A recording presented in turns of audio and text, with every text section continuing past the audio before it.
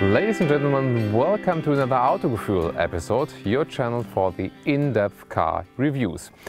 Welcome again today here with Thomas, and we are here today with the all-new Skoda Superb, the third generation now, and we're driving it today. You've maybe seen our video from the world premiere, and today of course will be very exciting. How does the car look in real life from the exterior, interior, and very exciting, how does it drive actually? Maybe you've heard also at the world premiere, check the comments. Even BMW customers now think about buying Skoda just because of the design, for example. And so it will be very exciting how it actually drives. And also very exciting for Skoda customers who have the Superb before, or maybe want to change from the Octavia to the Superb.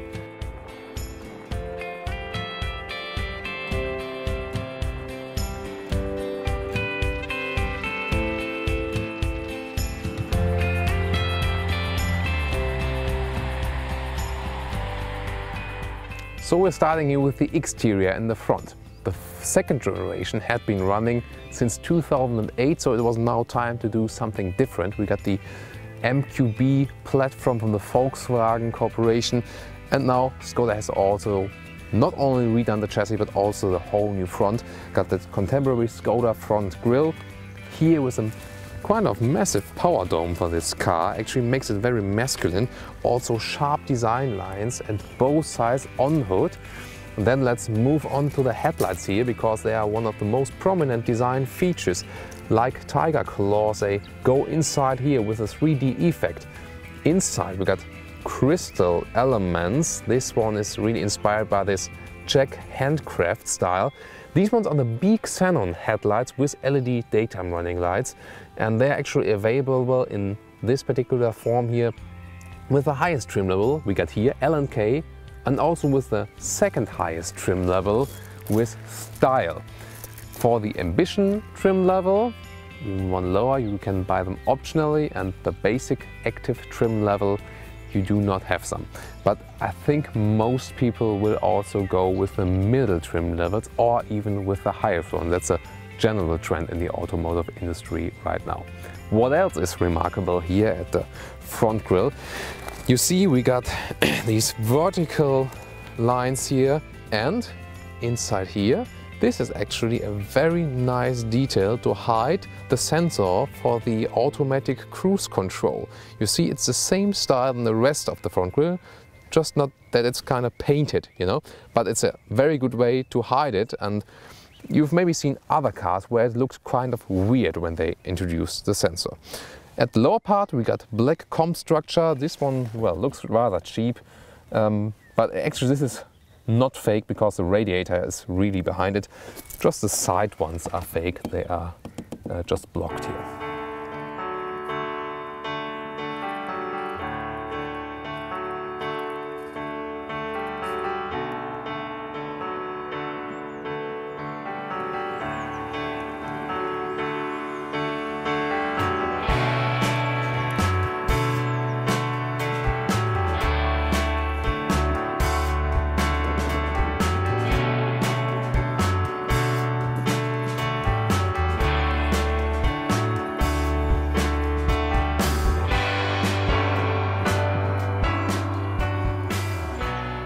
Looking at the side profile, we start with these alloys here, 18-inch, and in this B color scheme, very beautiful in my opinion, and they also fit to the white color of the car. This one, by the way, is Moonlight. That is how the color is called. Then here at the side we see the L&K logo, Laurin and Clement. This actually refers to the predecessor company of Skoda, and these ones were the founders of this predecessor company. Václav Laurin and Václav Klement, and of course they belong to this heritage of the brand. Then if we take a broader look at the side profile, we see the design line that is dividing light and shade is placed right above the handles. That's actually also a kind of own style for this car. And then we see the design line even here in the L&K version. We got the chrome frame windows and this very sharp ending here. And that creates more dynamic effect in the design, also here for a car that is in generally rather long. So in total we got 4.8 4.85 meters, so really a quite long car. You can say it's the upper middle class definitely, and so also the competitors will, well, they might look out for this car because, I mean, think about it, you get a 4.85 meters long car, 2 centimeters longer than the predecessor, but 8 centimeters longer in the wheelbase, so you have even more space inside. We are going to take a look at that quite soon. Well, about the price, as we see the car in whole now, it starts at 25,000 euros, just 300 euros more, just taken in Germany, for example, than the predecessor of this car. And that really sets sails on the competition, because who else can actually offer such a car for such a price? And as it stands here right now, 220 horsepower petrol engine with this L&K top trim level and some extras, we are just right above 40,000 euros. And then you have to really think about what other car do you get for it. Maybe if you look at the premium manufacturers, some middle-size car, but not this class here. What I've told you about the headlights in the front also counts for the rear lights. We also got this very complicated crystal structure here. You can look at it for hours and always see some new details. And these ones, as I said, also are just included in the top trim level and the second trim level if you go from up above. So you will really have to watch out for that. If you want to have these special taillights, then go for the style or also for the top L&K trim level. But as I said, the prices aren't too high in comparison to other premium cars, and I can already conclude now you can really compare it to other premium cars because you get a lot of luxury and also this kind of spectacular design. I think it's a very sharp design without being too much exaggerated. And especially look at the rear as the whole perspective now. The old Superb, especially as a sedan, looked rather clumsy in the rear. Now it really has a sporty appearance, although it's a quite long and also broad car. In general, it got a little bit broader and also flatter. And that rounds up this very elegant but also already sporty atmosphere this car is conveying.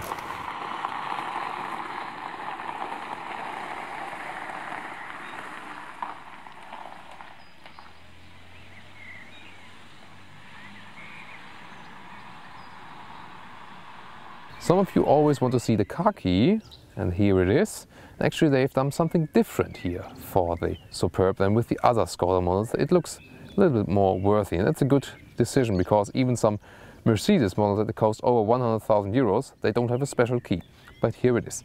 Then we can also open the hatch in the top trim level. We also got it with the electric opening, either with the key or just with a button below the hatch. And you see, it's a really wide opening. You have to watch out if you have a very maybe if you have a single garage, then it's maybe not that practical for you. But in general, you can also change the level for the maximum opening. But then again, I mean, we still have a sedan here, but we have the space like in an E-State. I know some of the markets, for example South America, they tend to buy really classic trunks where you can just close it and it's separated from the car. But for me, I think this is the more practical solution because I have the good access here, and I mean, look at, we have really plenty of space here, and we can even enlarge it, by the way, 12 volt here for your equipment, and then we can just press these handles here, left and right, both possible. Let's do it on the left side again. See? Ah, now it moves completely. Well, you do not really have an even loading space here, so, well, small edge here, but you see, you can get even more luggage in here now. And in the middle of that one is also a ski hatch. I can also show you that. That will be the solution then, actually. I could move this one up, and then you can also go the ski holiday. Skoda wants to distinguish themselves via clever solutions. Some are serial and some are optional. And you see here, for example, this is actually a device to open the tow hinge. And if you go back a little bit now, you can see how it opens. When I really pull it, there it is. And then it's all the way done. And here on the side is the power supply. a very clean solution as well. And the same way you can also hide it again when you pull it right here at the upper part of the trunk. Then just pull it again, and then you can hide it.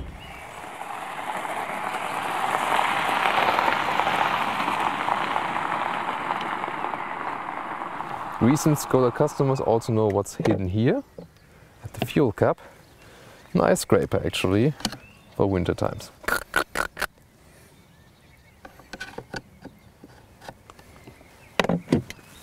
And then another feature you rather find in a Rolls-Royce or in an old Jaguar XJ, we got umbrellas on the inside of the doors, actually for the driver and the co-driver seat, with a cover here and also with an automatic opening. And I think it's one of my most favorite features for one of the least favorite usages.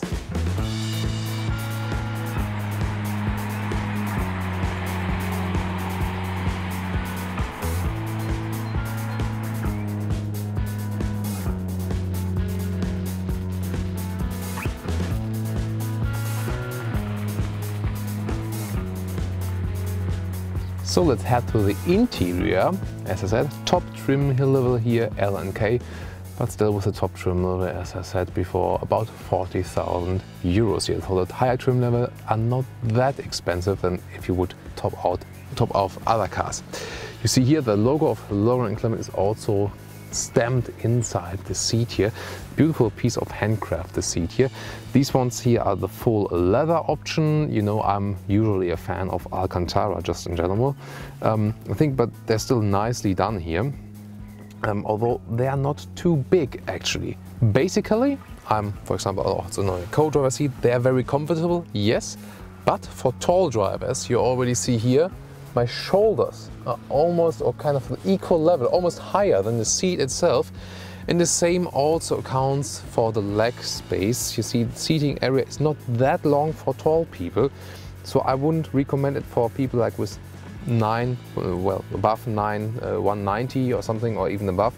Then I think, for example, the sports seats of the Skoda Octavia VRS, they offer better support, shoulders lower, also wider seating area. So I'm a little bit disappointed that the seats are rather set up for small people.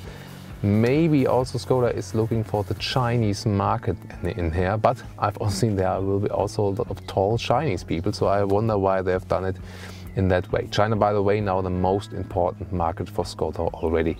Last year, the first time they sold over 1 million cars per year.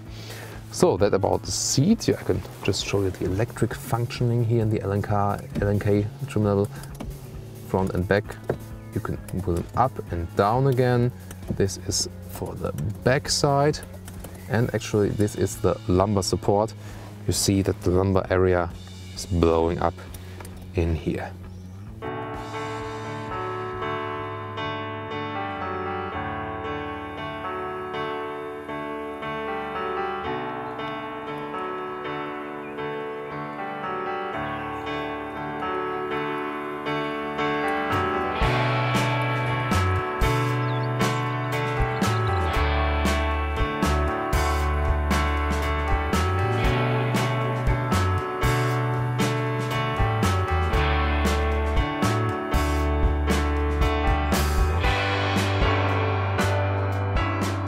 Let's now take a look at the cockpit. Some of you already said after the world premiere video, and also want to hear new comments on that one, that you were quite disappointed by the interior, because the exterior is so spectacular, even quite new for Skoda, has so much emotional elements, and the interior, well, it's rather common.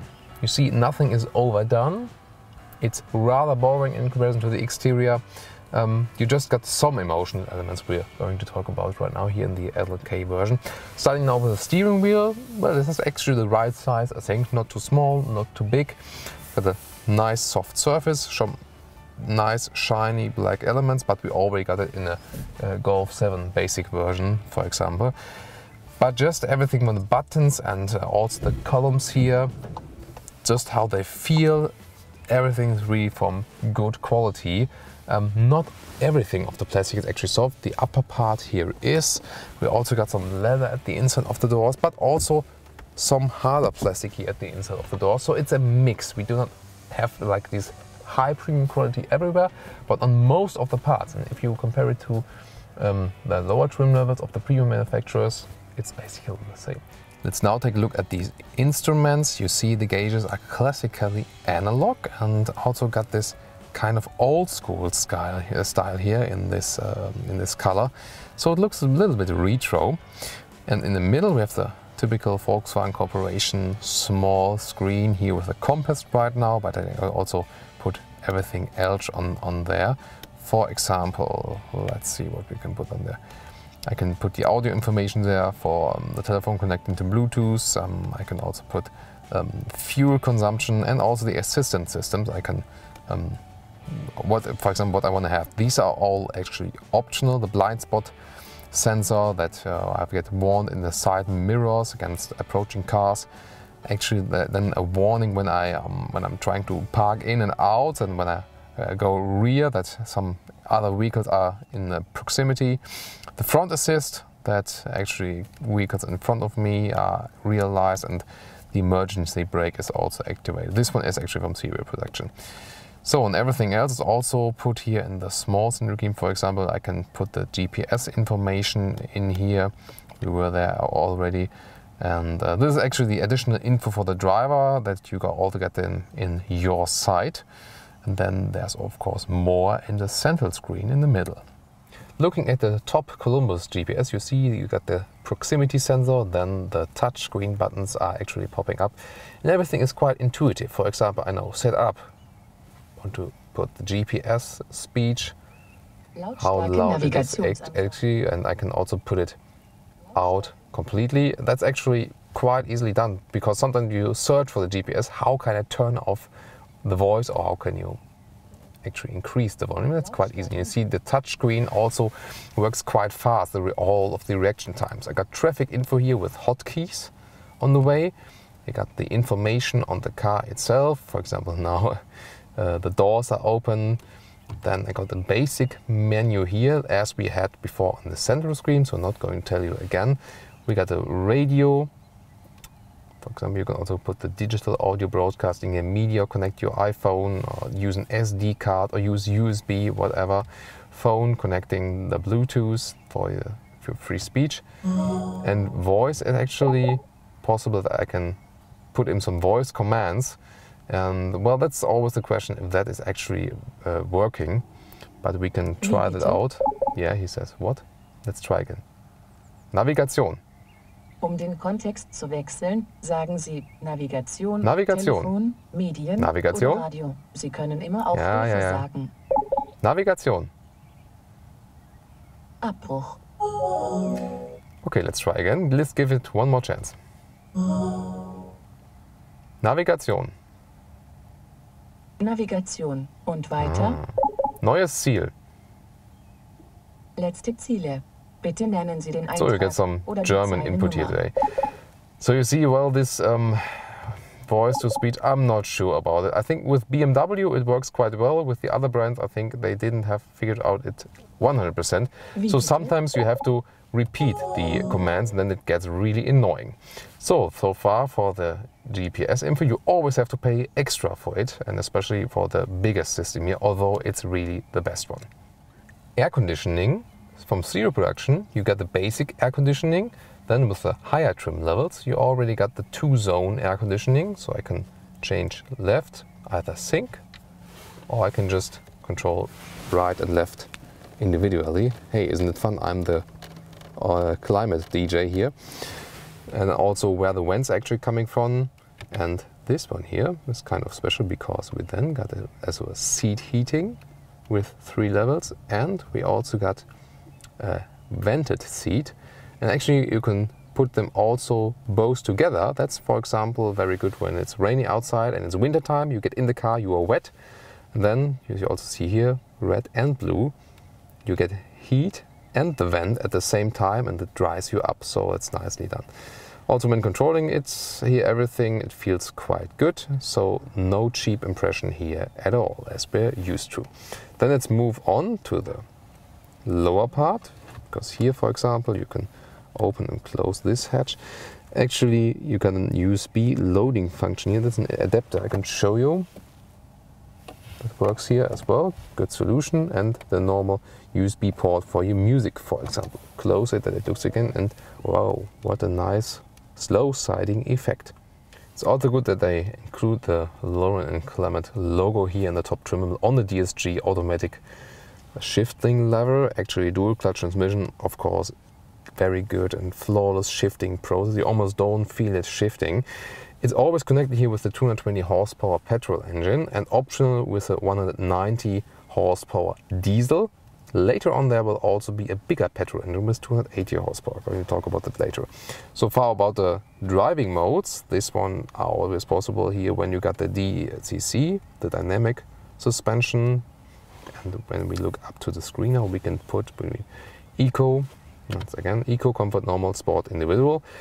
Actually, Comfort is really comfortable. It's really like being on a cloud. That's actually really true. Even has some difference to the normal mode. We've tested it before now. And there's also the sport mode possible. Then you got a stiffer suspension if you want to ride more sporty. So it's good with this optional feature when you always have the choice to. About storage space, you see the small bottle that begins here at the inside of the doors. Then we have the glove box with SD card slots, and actually have plenty of place in the glove box. It also can be cooled, you see. There's kind of an opening in here then, but you can close it and then it's closed. Quite a nice system. And then let's move on to the middle console again. Got some more bottle holders right here, and then some storage space for everything that shouldn't be seen. And again, we have the same system here for cooling it. So if you want to put a chocolate bar in here, it can also stay cool. I can already conclude now that the all-new Skoda Superb is the chauffeur car with the best price, performance, space ratio. I'm going to show you why. When I get into the rear compartment here now, first of all, I got a quite easy entry here and then really a lot of space to go inside. Of course, I got a door handle on the upper part that I can easily get in. And I still have the driver's seat in the position as I was driving with almost 1.90 meters. And you see there's so much space, and this is actually also the main difference to the class below inside the brand with the Skoda Octavia. You wouldn't have so much space in here. Then we got some more nice solutions. For example, we got a manual shade here, especially also good when you have got kids here in the back. And even if we have the sedan now with the falling roofline, still got plenty of headroom. And we even got the glass roof here already in here. So, well, but here it ends. I can also open it and show it. It's also quite nice always to have it. I would always go for it. It makes the interior brighter and well, it's actually a nice feature for all the passengers. Then I can just adjust my head restraint and really relax here in the back. If I lay back my head, where I come closer to the seating, but still I got that headroom here. So, well, it's more like a lying position here, almost better to sleep here in the back. So you must think if you use a SUV as a chauffeur car, you sit rather upright also in the back.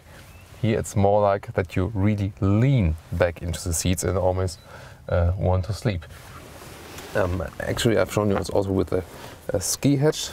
It's possible to put out the armrest here, and then we got some more space for beverages. That's also possible. I think they move back a little bit, that they are held tight here inside. Of course, we got the same kind of quality here in the back. Also got this ISOFIX covers for child seats. It's also very important. And then let's look at the luxury features or the controls. This is, well, in this case also optional, that you got the seat heating here in the rear compartment. Also can adjust the temperature. And then you see we got an iPad loading here with a just typical German plug. Also USB port here in the back. Of course, we here got an iPad. This is the iPad holder here. Some of you moaned about that it rather looks cheap in comparison to the rest of the car, but at least it's stable. So let's unlock it, and there's an entertainment possible. For example, you can play some music or also look at the route. So there's plenty of possibilities, or you can just use your iPad with your normal apps on it. It's actually a pretty simple and clean solution, and so you can also entertain your kids here with some original equipment here which really fits to the car. But of course some other third-party holders will also work, I guess. I really thought about the details. Imagine I'm the chauffeur now and want to take care of my passenger there in the rear compartment. I can also control the co-driver seat right here, move the seat in the front and in the back, and also control the back part. And that's actually quite important because I can make it comfortable for my passenger then. And also when I want to change something of the seat for whatever reason, I can also do it here on this side, because I would have been struggling if I would have to put my hand actually at the far end to the opposite side of the seat. Let's take a look beneath the hood before we start driving. First of all, Autogefühl hydraulic dampers check. Well, it prevailed because it has the hydraulic dampers. Then we see the Volkswagen TSI, in this case with a Skoda logo. And as I said before, this one here is a 2-liter TSI turbo petrol engine, 220 horsepower. The top petrol engine is available so far. Later this year there will also be the new top version with 280 horsepower, then that will remain the top version. There will also be all-wheel drive available for the high, for the most powerful engines, like the 280 horsepower one, for example, because then you can really not get the power on the ground with the bigger engines. Well, in general, as for the petrol engine, there is this 2-liter turbo engine with different horsepower, and also the 1.4-liter petrol engine with different horsepower versions. This is also the entry-level engine, and there's two kinds of TDIs, the diesels, 1.6-liter and also the 2-liter diesel, which is also quite common for this car. I think in Germany this car will be most selling with the 2-liter diesel, and worldwide probably the most one with the 2-liter petrol engine.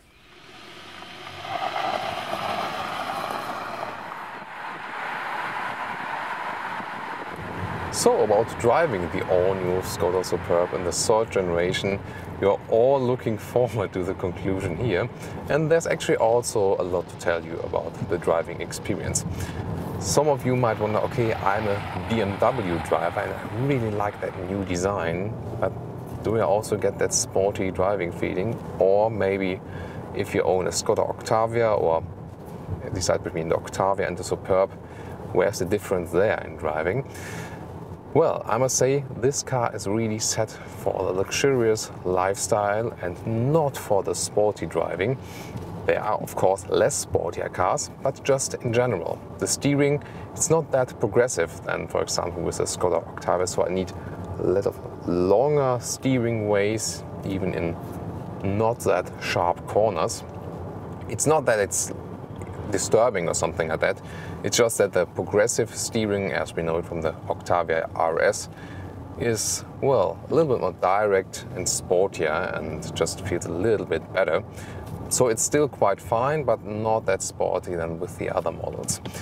So further on, the new suspension, they've really worked on that one. This one is really good, actually, I must say.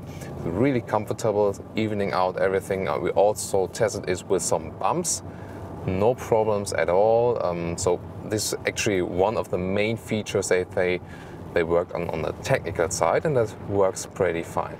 We can also switch the suspension. This DCC, the dynamic chassis control, is optional. However, here in this L&K top trim level version, we do have the dynamic dampers, and then we can also put it to the sport mode, for example, so the car feels sportier on the road here. That works actually fine. Of course, you lose comfort then, for example, also on the motorway.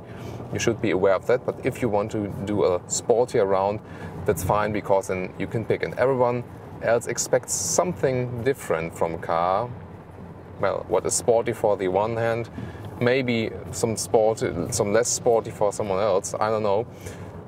But then here you have the possibility if you pick this option. About the seats, I've talked about a little bit in the static interior presentation. For me now, as a tall driver, when you're almost 190 in meters, They're a little, well, they could be a little bit higher here. You see, my shoulders kind of come over the seat. And if I, for example, driving in the racing seats of the Skoda Octavia VRS, they are like huge, you know, and better for tall people. Same with the legs, for example. The seat is still comfortable, yes, but it would be better for tall people if the seat just would be like bigger in general. If I want to control something here, for example, like the GPS, also no problem for the driver here. Everything is kind of intuitional. You find everything very fast and you can still concentrate on the traffic, for example. So that one they have done actually quite well. So I have to check track record now. Yes, okay. Yeah, and you see there we also got some panoramic roof in here. You can also open it. Yeah, that's the best thing about these roofs, because you can have the best panoramic roof, and I think you should always be able to open it. It is a little bit smaller than, but still it's more light into the interior, and that's also pretty nice. And if we just test some details, for example, using the turning indicators, just from the sound you get and also from the feeling, from the feedback you get from the column, it's all really high class here, and I must say, definitely, it's always the discussion, is it premium? And well, I would rather say yes. Of course, there are some details which are not that premium if you compare it to high trim levels with the premium manufacturers. But I mean, if you take the low trim levels with the premium manufacturers, there's really no difference. And we got always some kind of features here that are really very good, or even better than with someone else.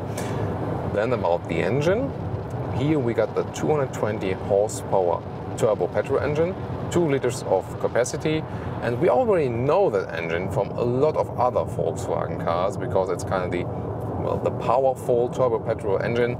It's also used in the Octavia VRS with a little bit more or less horsepower than also in other Volkswagen Corporations models. And well, the main thing about this engine is, yes, you get a lot of power from low capacity.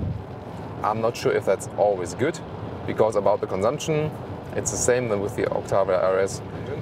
On the other hand, this 2-liter turbo petrol engine is very good as for power and also as for just for the sound, because it's really very silent. So you can just relax also on the motorway and even inside the city.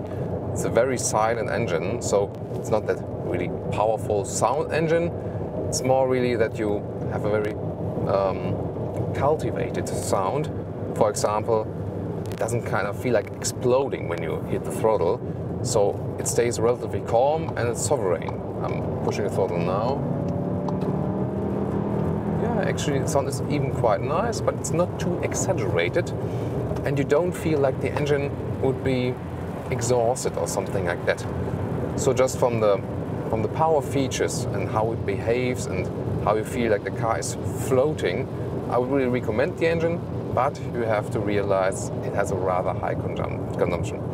So now back to the first questions. When you're a BMW driver and buy BMW because of that sporty driving experience, then you maybe lack some sportiness here. However, if you maybe want to expect like high quality design, something special and this comfort, then you can actually really go for it. And for the Octavia VRS customers, for example, or just in general Octavia customers who think about, okay, which class should I actually pick? Well, the driving in the front is not so much different. I would even recommend for taller people to pick the Octavia, because it has the bigger seats in the sports equipment at least. But of course, that's the biggest difference for the passengers behind me, because here you have a lot more space and you can enjoy this comfortable riding easily with 4 adults. And I think just when going on the motorway now here especially, this is kind of the main feature here of the Skoda Superb. It's really relaxing. I'm setting the cruise control, automatic cruise control, keeping the distance. Still, although the seats could be a little bit bigger, very comfortable in this high equipment here, L&K, everything kind of has a good overview, not too much overdone. The sound insulation, they also worked on that one, is also pretty fine for me.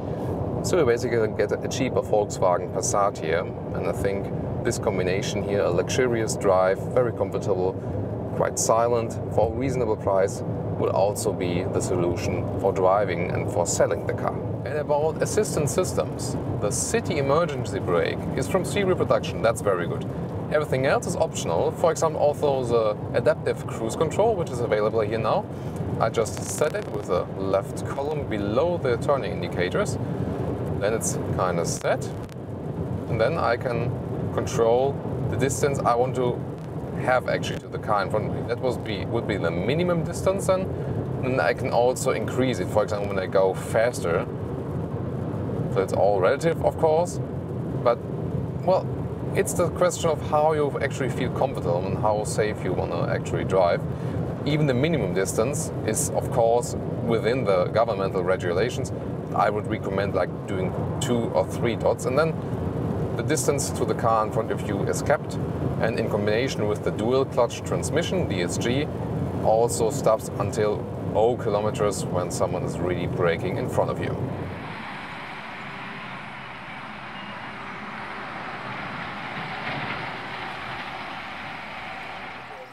And as a side gig, I will also show you some other exterior colors and interior trim levels. This one, by the way, is Black Magic.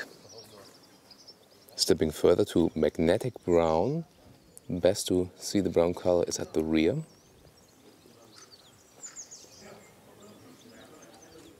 This one here is Brilliant Silver, a color that will be picked quite often actually, as people tend to buy conservative, a lot of silver colors.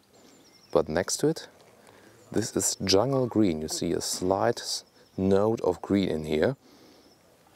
Jungle Green, this rather special color. And then the car we used again here, Moon White. And this one is called Rosso Brunello. You see it's a rather dark red color. Reminds of a wine color, of a red wine. Very elegant. And this is Quartz Gray, also in the style trim level, second highest trim level. And you see, well, we don't have the logo here on the outside, but basically in this second highest trim level we already got the special headlights, also with LED daytime running light, beak xenon, and also the rear lights have this crystal effect. So I think the best deal, you get a best looking car outside and inside, but for the best money, I think it's really the second highest trim level style. So go for the style trim level, I would say, with the Alcantara seats on the inside. And now let's take a look at different interiors. This one is here also the full leather equipment in the L&K version. You see to this dark red color, it's the contrast of the beige leather seats. And with matte aluminum style at the cockpit here. This is the second highest trim level style. And there you see we got black seats with leather applications on the outside and Alcantara on the inside. And just from the concept, I think this is really my favorite seats. Really would go for that ones. However, there are also bright fabric seats available. You see them here now. What is very interesting is that just from the structure, they remind us of very expensive leather seats, but they kind of just remake this structure, so it's actually a nice idea. However, you always have to think that these bright fabric seats might get stains, so maybe you prepare if they were to be a little bit darker, but they look amazing really. So back to my favorite Alcantara seats here. This is the style trim level, second highest trim level, and you see you get basically a lot of the same features on the L&K version, where you don't have the logo on the outside, not on the DSG shifting lever or here on the manual shifting lever, but you got this matte aluminum style at the cockpit and still very great looking seats. So I would say just from the style side you can also go for the style trim level, and well, anything you want you also can pick optional in the style trim level, of course, without going to the L&K trim level. So let's conclude about the all-new Skoda Superb. I would think I would pick it right now as it stands here with this moon white color with the contrasting alloys and also with the top trim level. I really like that combination. What about you? I want to hear your opinions on that. In general, I must say the exterior design is really something huge, and they will have a very good success with it. And I think it will maybe one of the main selling factors for this car, just this spectacular exterior design. It's not too much actually, it still stays kind of clean and elegant, but especially in the top trim level here with the front and headlights, it has these emotional details and will also set sails to fight against BMW and others, as some customers already stated. Furthermore, it's not only the design, it's also the price-performance ratio. I mean, look at the space you get here and also the quality.